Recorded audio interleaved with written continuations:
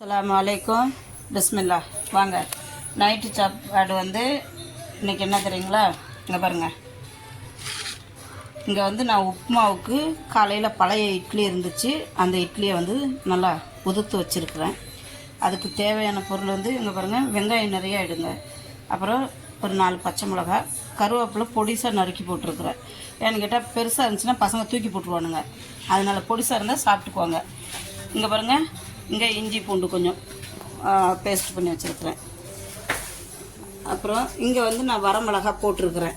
ஏன்னா வரமிளகா வந்து அந்த வாசனை நல்லாயிருக்கும், அதுக்காக வாசனை சூப்பராக இருக்கும் அந்த வரமிளகாயோட ஸ்மெல்லு. அதுக்கு தேவையான அளவு பாருங்கள், கொஞ்சம் கடுகு போடுறேன், கொஞ்சம் கடுகு கூட கொஞ்சம் ஜீரகம், கொஞ்சம் கொஞ்சம், ரொம்ப இல்லை.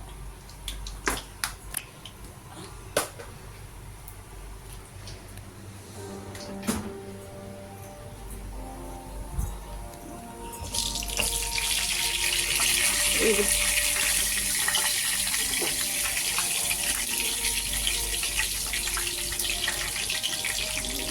கடுகு பொரிஞ்ச உடனே இங்கே வந்து நான் வெங்காயம், கருவேப்பிலை, பச்சை மிளகா நறுக்கி வச்சுருக்கேன். ஏன்னா உப்புமாவுக்கு வந்து தாராளமாக இருக்கணும். இந்த இட்லி உப்புமாவுக்கு கொஞ்சம் வெங்காயம் ஜாஸ்தி போட்டால் தான் ருசியாக இருக்கும், சூப்பராக இருக்கும் சாப்பிட்றதுக்கு. இப்போ கடுகு பொரிஞ்சிருச்சு.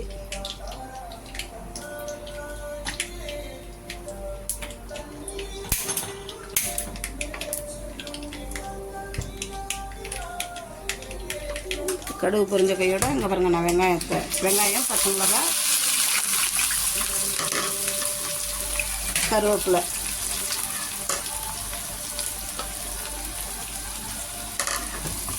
இப்போ நல்லா இதை நான் வந்து கண்ணாடி பதத்துக்கு வதக்கி எடுக்கணும். ரொம்ப சிவப்பாகக்கூடாது, சிவப்பாச்சுன்னா அந்த ருசி நமக்கு தெரியாது. இது கொஞ்சம் வதங்கட்டும், கண்ணாடி பதம் வரட்டும். இங்கே பாருங்கள், வெங்காயம் வந்து கண்ணாடி பதத்துக்கு வந்துருச்சு. நான் இதில் கொஞ்சோண்டு உப்பு போட்டிருக்கிறேன். உப்பு போட்டோமா நமக்கு அந்த வெங்காயம் வந்து கொஞ்சம் நல்லா சீக்கிரம் வதங்கி கொடுக்கும். இப்போ வந்து இந்த ஸ்டேஜில் இஞ்சி பூண்டு வச்சுருந்தோம்ல, அதை போடுறேன்.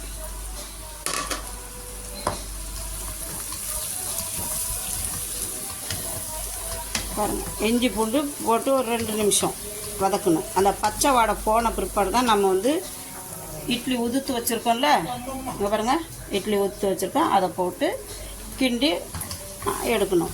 அப்போ இட்லி உப்புமா ரெடி. இங்கே பாருங்கள், இஞ்சி பூண்டு போட்டு அந்த பச்சை வாடை போயிடுச்சு, பச்சை வாடை. இப்போ என்ன பண்ணுவேன், அதில்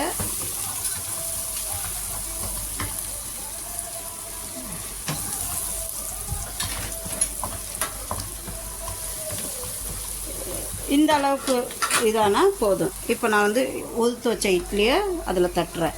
ஏன்னா தேவையான அளவு உப்பு, இட்லியிலும் உப்பு இருக்குது. நான் வெங்காயம் வதங்கிறதுக்கும் உப்பு போட்டிருக்கிறேன் ஆல்ரெடி.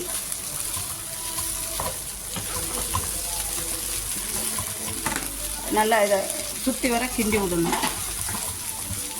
அவ்வளோதான், இதுக்கு ஒரு 5 நிமிஷம் தான். ஏன்னா இது இட்லி ஏற்கனவே அவிஞ்சது. நல்லா நம்ம அந்த மசாலாலாம் 4 பக்கட்டும் பிடிக்கிற மாதிரி இட்லியில் கிண்டி விட வேண்டியது தான் பாக்கி. பழைய இட்லி மேந்துச்சுன்னா தூக்கி போடாதீங்க, எடுத்து வச்சுட்டு லைட்டாக தண்ணியில் நனைச்சி விட்டு உதுத்திங்கன்னா இட்லி எல்லாம் நல்லா பளபளன்னு உதிர்ந்துடும்.